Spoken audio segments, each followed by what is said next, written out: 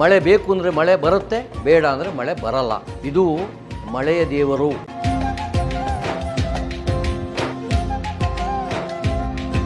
ಶೃಂಗೇರಿಯ ಸಮೀಪದಲ್ಲಿರ್ತಕ್ಕಂಥ ಶಾಂತಾ ಸಮೇತ ಋಷಶೃಂಗೇಶ್ವರ ದೇವಾಲಯವು ಮಳೆಯ ದೇವರೆಂದೇ ಪ್ರಸಿದ್ಧವಾಗಿರ್ತಕ್ಕಂಥದ್ದು.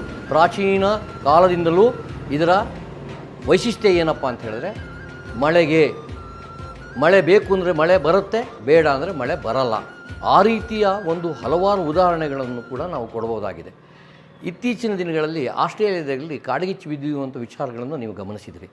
ಅಲ್ಲಿಯ ಒಬ್ಬರು ಇಲ್ಲಿಯ ಭಕ್ತರು ಅಲ್ಲಿದ್ದಾರೆ. ಅವರು ಬಂದು ಇಲ್ಲಿ ಪ್ರಾರ್ಥನೆ ಮಾಡಿ ಅಲ್ಲಿ ಆ ಬೆಂಕಿಯನ್ನು ನಂದಿಸುವ ಹಾಗೆ ಮಳೆ ಬರೋದಕ್ಕೆ ಪ್ರಾರ್ಥನೆ ಮಾಡಿದ್ರು.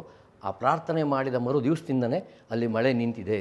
ಹಾಗಾಗಿ ಅದು ಮನಗಂಡ ಪ್ರತಿ ವರ್ಷವೂ ಅಲ್ಲಿ ಯಾವಾಗಲೇ ಕಾಡ್ಗಿಚ್ಚು ಬಿದ್ದರೂ ಕೂಡ ಇಲ್ಲಿ ಬಂದು ಅವರು ಪ್ರಾರ್ಥನೆಯನ್ನು ಮಾಡಿ ಇಲ್ಲಿಯ ಒಂದು ಗಂಗಾ ಜಲವನ್ನು ತಗೊಂಡಾಗ ಆ ಭೂಮಿಗೆ ಹಾಕಿದಾಗ ಅಲ್ಲಿ ಮಳೆ ನಿಲ್ಲುವಂಥ ಇತಿಹಾಸವೇನು ಇತ್ತೀಚಿನ ದಿನಗಳಲ್ಲಿ ನಡೆದ ಘಟನೆಗಳು ಸಾಕ್ಷೀಕರಿಸುತ್ತೆ.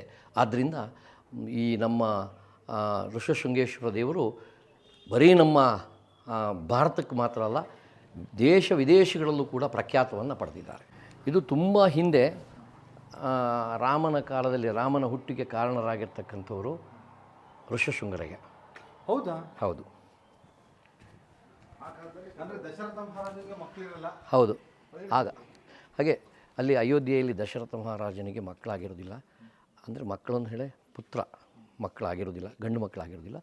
ಆಗ ಅವರು ಇಲ್ಲಿ ಬಂದು ಅವಾಗ ಅಲ್ಲಿ ಕೇಳ್ಕೊಂಡಾಗ ಅವರು ಇಲ್ಲಿ ಋಷಶೃಂಗರಿಗಿರೋದು ಗೊತ್ತಾಗುತ್ತೆ.